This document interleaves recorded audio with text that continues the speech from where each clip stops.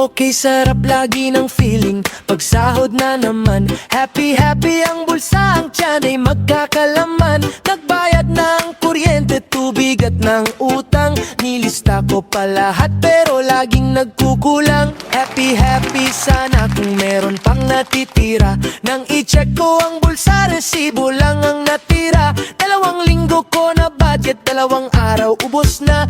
Isang buwan magtitipid dahil sahod ko'y wala na. Di man lang umabot ng isang buwan, sahod ko'y dumaan lang sa kamay. Di man lang nagtagal, parang pinahawak lang. Sahod kong dumaan lang sa kamay. Unsaon na lang man ni kay wala naman ko'y sweldo. Dili na ko makauli kay wala ko'y kwarta. Nagulat ra ba dito ang bro ako nga asawa? Mabunog na put ko ani unya makulatahan pa. Wala na ko'y ipalit bugas, pamilya pas mo na. Nagsiga na ang mata sa ako ang asawa. Nangita ko ideya nga ako makakwarta. Gikawat ko ang manok na halin raog 50.